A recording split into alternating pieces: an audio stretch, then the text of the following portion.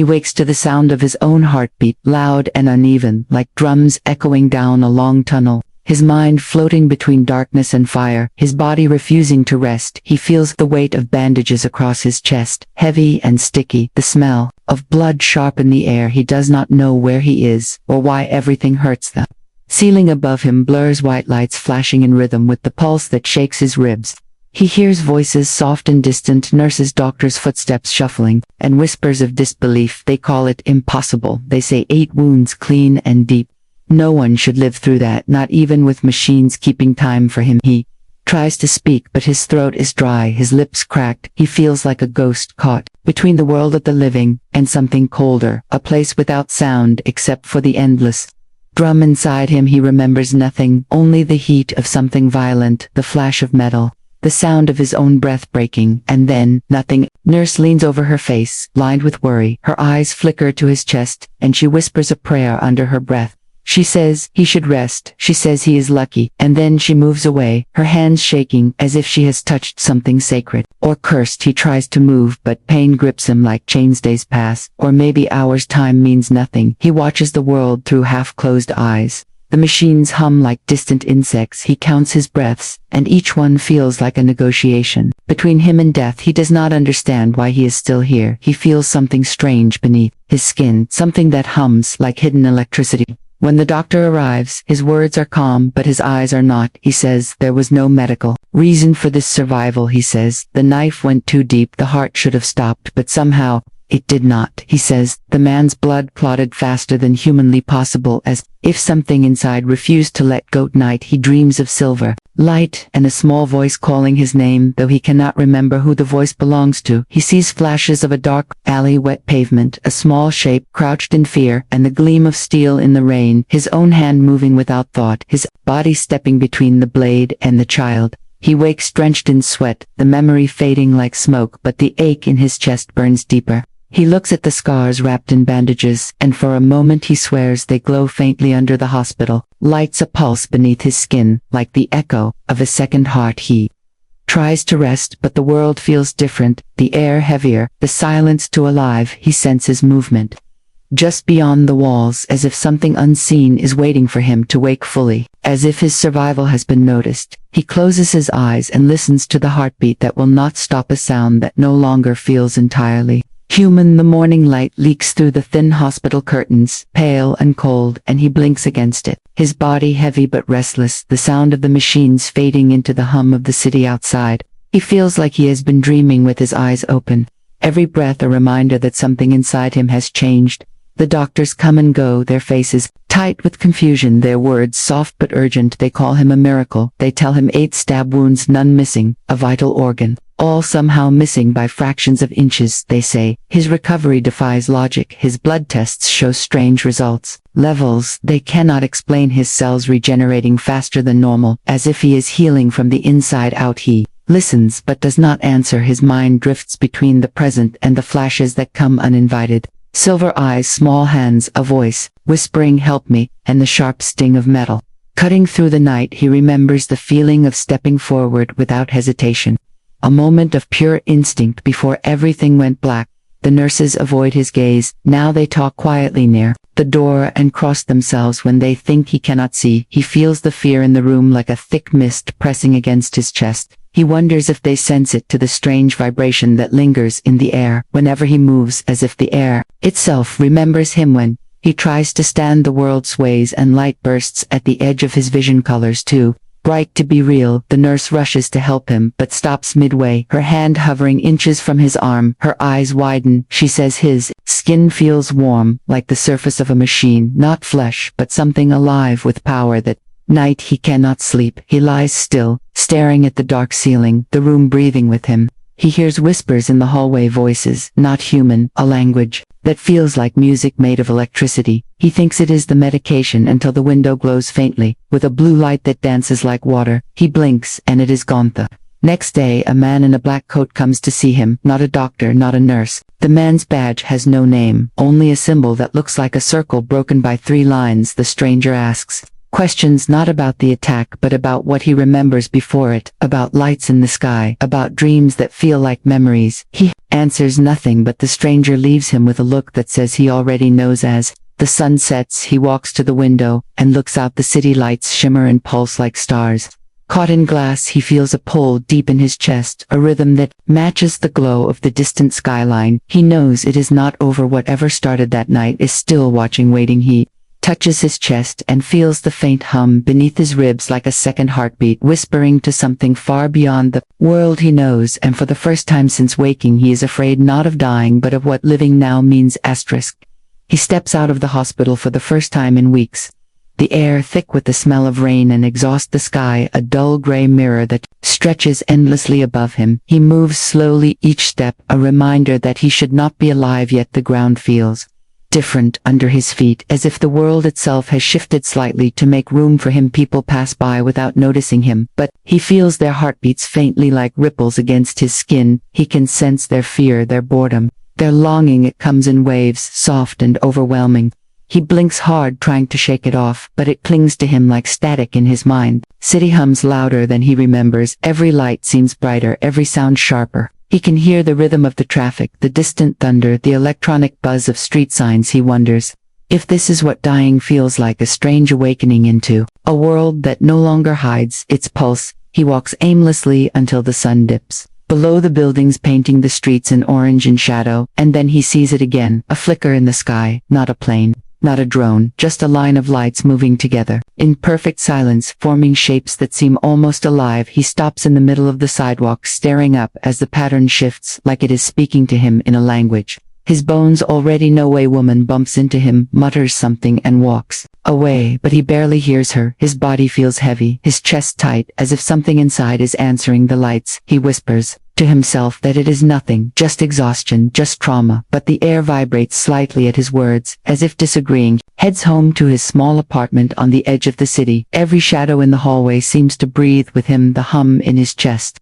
stronger now. He switches on the lights, but they flicker once, then settle dimly. He sits on the couch and runs, his hand over his scars, feeling warmth pulsing beneath his skin like small stars trapped under flesh. As he closes his eyes, he hears the faint sound of wind. Though the windows are shut, it carries a whisper that curls around his thoughts, a voice, soft and familiar, the same one from his dreams, the one that called his name before the knife. The voice says thank you, and he feels a tear slide down his cheek. Without knowing why, he opens his eyes, and the room glows faintly silver just for a second, a shimmer like moonlight underwater. He moves toward the window and looks out. The same lights from the sky are closer, now hovering just above the horizon, forming a circle, slowly spinning in silence. He feels a pull deep within, as if something unseen is reaching back, and he knows without understanding that they are not just lights, they are eyes watching him, searching for him, maybe even protecting him. He whispers into the empty room, asking who they are and why he is still here. And somewhere beyond the glass, the lights blink once, in perfect unison, like an answer he cannot yet comprehend. The memory comes back slowly, like smoke curling through cracks in a wall fragment. First, the smell of rain on concrete, the cold bite of wind, and the sound of footsteps echoing too close together.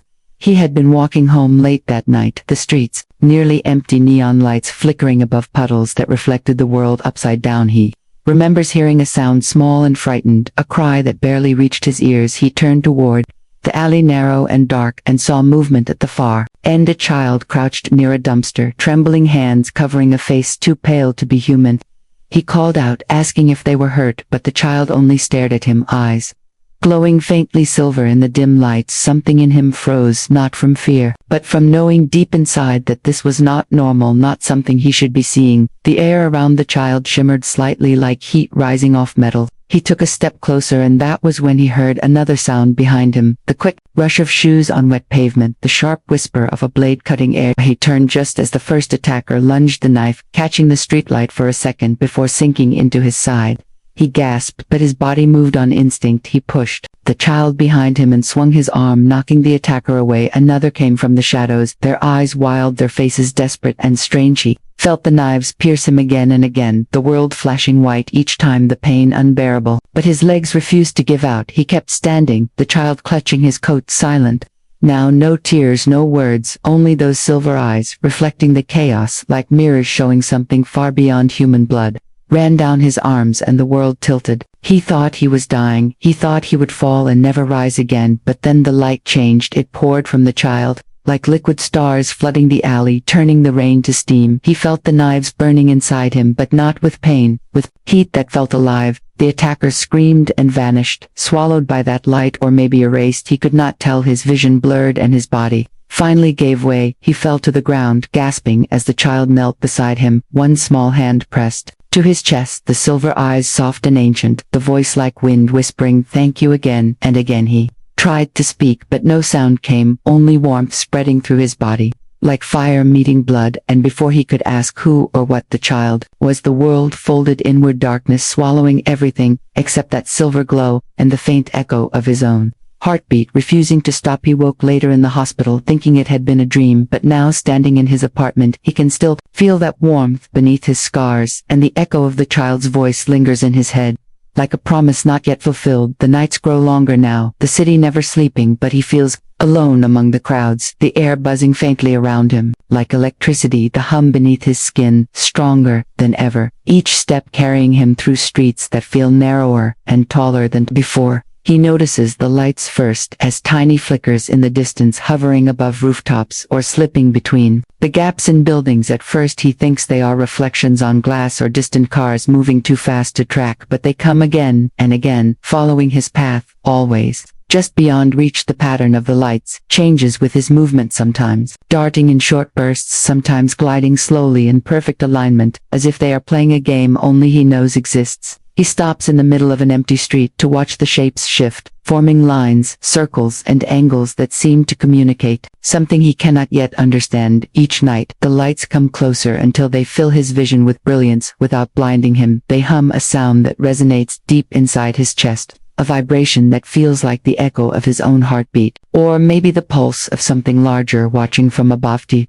tries to ignore them, to convince himself it is a trick of his mind. Exhaustion may be the scar tissue in his body, reacting to some unknown force, but the more he resists, the stronger they become. The more aware he feels of their presence, the more he senses eyes, not human, observing him from the edges of the city. The fifth night he follows the lights to a rooftop overlooking the streets below. The wind tangles his hair, and the silver glow reflects in his eyes. He notices a rhythm in the lights, almost musical, each pulse timed with the beat of his own heart. He realizes they are not random, they respond to him like they have been waiting for him to wake fully. He wonders if this is what the child had meant, the one he saved, the small being with silver eyes, whose warmth had seeped into him that night. He feels a tug beneath his ribs, something alive moving in time with the lights, his scars tingling as though the blades had left behind more than wounds. The city feels different now, the ordinary sounds muted, as if everything around him has shifted into a separate layer of reality. Only he can see the lights below, moving like spirits or guardians. He is not afraid, but awe fills him, and with it a small sense of destiny he does not yet understand. For hours he stands, watching the sky, until the lights fade, slowly like dying embers, leaving only the hum beneath his chest, a promise that they are still there, waiting, still near. He feels it deep in his bones that he has been chosen for something beyond human comprehension. When he finally returns to his apartment, he notices that the hum has left a trace in the room, small vibrations along the floor and walls, as if the space itself remembers him, and his pulse quickens with the thought that his survival was not random but a beginning of something far larger than the night of knives or the city. Street. He lays on his bed, staring at the ceiling and whispers into the darkness, asking who they are and why they follow. And somewhere in the distance, the lights blink back as if answering in a language older than the stars themselves. The nights grow heavier now, the hum beneath his ribs stronger than ever. The city lights dimmed by clouds, heavy and low, as if the sky itself waits for something to happen. He feels it first in the floor, a vibration subtle at first, then stronger, as if the world itself is breathing with him. It starts as a whisper in the walls, soft and almost musical like wind through thin metal pipes. He freezes in the middle of the room, listening to the pulse, and the air thickens around him, his chest pounding in perfect rhythm with the sound that is not entirely sound. The windows rattle slightly, a reflection of movement he cannot see. He steps closer to the glass, and the street below is empty, but above him, in the sky, shapes form out of nothing, lines of silver and blue, twisting and folding in ways that defy the logic of matter. They hum with the same rhythm as his heartbeat, his breath catching as if recognition passes between them and him. The vibration spreads through the walls and floor, a wave of energy that makes the hair on his arms stand upright. He feels it, in his bones, in his blood, in the scars stitched into his chest, as if the knives that should have ended him are awakening something inside him that has been waiting to meet its counterpart. He hears a sound now behind the door, a low metallic resonance that is too deliberate to be natural. He steps forward, hand trembling, and the door shivers slightly, as if pushed by its wind. But there is no wind. The apartment feels sealed from the world. Yet something outside presses insistently against the barrier. He moves closer, the air shimmering slightly in front of the door, a faint glow appearing through the edges, the hum in his chest becoming a roar in his mind. A vibration that carries intention, something alive, and watching it is waiting for him to act, to acknowledge it, and he feels fear and awe in equal measure here. Places his hand on the doorknob, the moment stretching unbearably, and the glow outside pulses stronger in response. His heartbeat thundering in his ears, every scar on his body buzzing with life, as if something wants to mark him as known and worthy, and he realizes this is no ordinary presence, this is the same energy he felt the night of the silver-eyed child, the same power that saved him from 8 knives and returned him to the living. The door shakes once more, as if testing him, and he steps back, a shiver running down his spine. He knows he cannot turn away. He feels the pull in his chest stronger than gravity itself, and whispers into the thick air, asking who is there, and why. Now the glow grows brighter, forming shapes that suggest figures tall and armored, their edges blurred like they are not entirely of this world, their presence undeniable, and pressing against the limits of his senses. He feels them waiting, watching, calculating, and he knows, with a certainty deeper than thought, that his life will never be the same again. He swallows hard, feeling both the terror and the excitement of standing at the edge of something infinite and unknown. The hum in his chest, a steady drum, reminding him that he survived for a reason, and that whatever waits on the other side of the door is here because of him. He freezes in the center of the room, the hum beneath his ribs now a roaring drum in his chest. The glow outside the door, brighter than any light he has ever seen, pulsing with intention, pressing against the thin wood, as if the barrier itself is alive. The apartment feels smaller suddenly, the walls trembling slightly with the force of something immense and unseen. He steps closer to the door hand, hovering over the knob, the air thick and vibrating with energy that makes his hair stand upright, every scar on his body buzzing as if alive. Then they appear through the glow shapes, forming into figures tall, impossibly tall, armored and sleek, their edges glowing faintly with blue and silver lines that pulse in time with the hum in his chest, the silhouettes shifting as if bending the very air around them, their presence radiating something both alien and ancient. He stumbles back, his mind trying to make sense of what stands before him, not human, not beasts, not any creature known to him, yet every movement deliberate, precise and aware, as if they have been waiting for him to recognize them, to acknowledge their arrival. One figure steps closer through the threshold of light, its form elegant and intimidating, at once the armor seamless, reflecting the room in shards of color, the helmet smooth with only faint impressions, where eyes should be the glow from beneath the surface warm, yet untouchable. He wants to speak, but his voice is gone, lost in the weight of the moment. The figures do not speak in words, yet he feels communication streaming into his mind, images and emotions, clear as thought, gratitude, respect, patience, and a silent warning.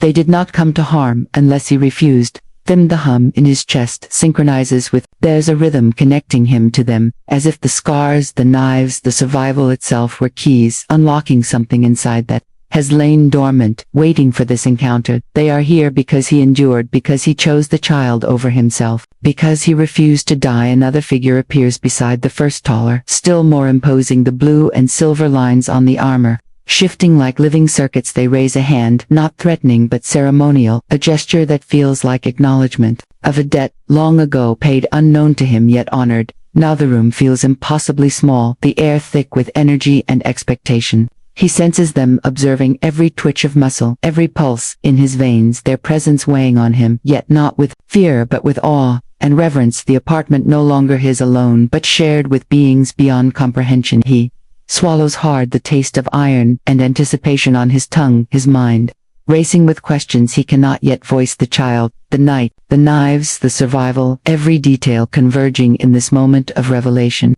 He understands that the world outside is only a fraction of what exists beyond the glow, beyond the armor, beyond the waiting. The figures shift slightly as one steps forward, fully into the room, their presence almost tangible now, pressing against his senses as if drawing him into something greater than life itself. He feels the hum beneath his ribs answering theirs in perfect unison, and realizes, with a jolt, that his life has been rewritten. He stands trembling yet unbowed, staring at them, knowing without a doubt that nothing will ever be the same, and that what comes next is a choice. He cannot ignore a journey into the unknown that began the night of the silver-eyed child and ended only when the alien warriors stood before him. The room feels impossibly alive, the air trembling with the pulse of the figures at the door. He steps closer, heart thundering beneath his ribs, the hum in his chest, now a voice without words, a language older than thought itself speaking directly to him. He feels it first as a warmth pressing against his mind, images flowing in like streams of silver light, flashes of the child.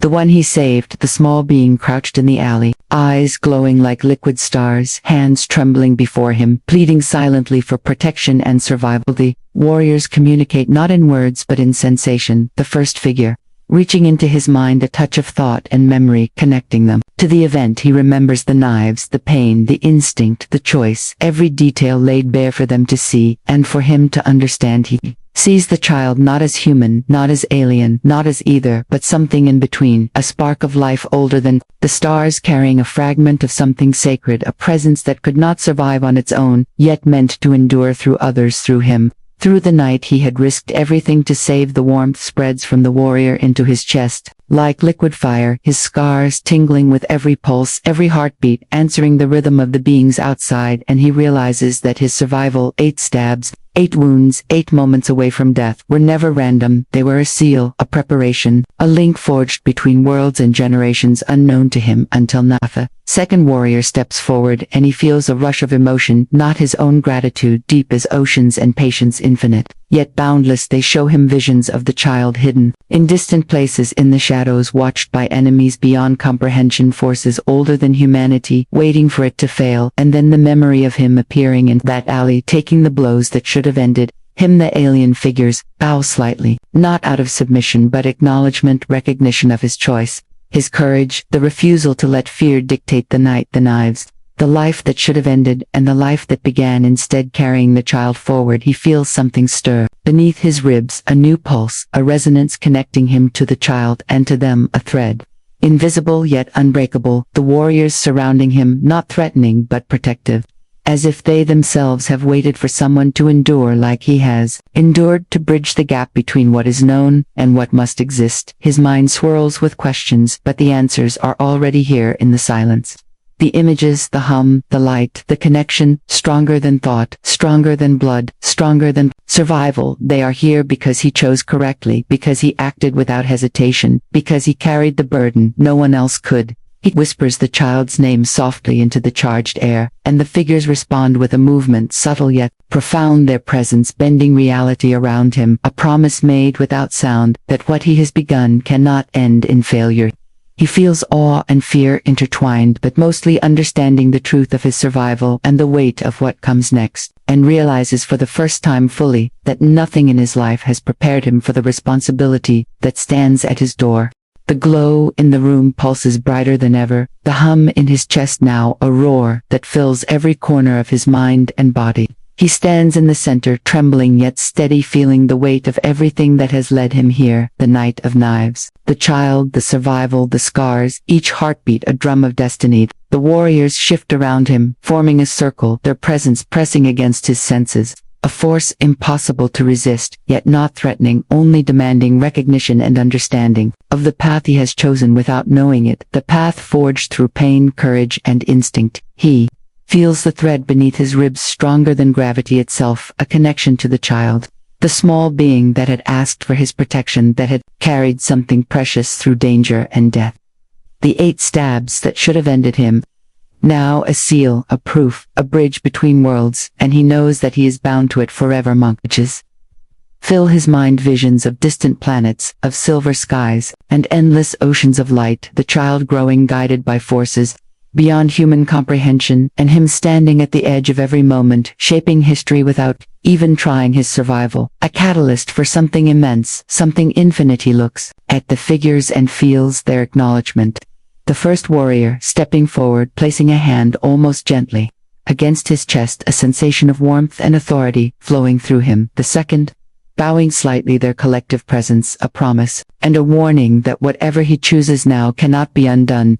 He closes his eyes and lets the hum consume him, letting it merge with his heartbeat, letting it fill the scars inside and out. He feels the knives dissolve into energy, the pain transformed into power, the 8 wounds, not marks of death but marks of purpose. The child's voice echoes faintly in his mind, silver and soft and alive, and he whispers back a vow without words, a promise without sound, to protect, to endure, to continue what was begun. The warriors respond with a pulse of light that courses through the room, a river of energy binding him to them, to the child, to the destiny he never wanted yet cannot refuse them.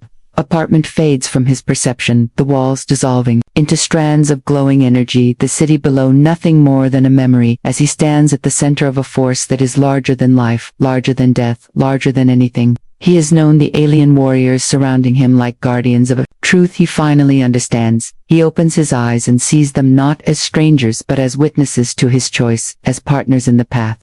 He now walks, the hum in his chest, calming yet persistent, a reminder that life is fragile, yet infinite, and that survival is not just living but becoming something greater than the sum of pain and fear. The last light pulses once more, and he realizes he is ready, that what has survived through him is ready to move forward, that he is no longer alone, that the 8 stabs that should have killed him have made him whole, and the alien warriors at his door are not just observers, but guides, companions, and protectors of a future he cannot yet name. And in that moment he steps forward without hesitation, ready to face whatever comes next, bound by choice, by courage, and by a destiny that stretches beyond the stars and into the infinite silence of the universe.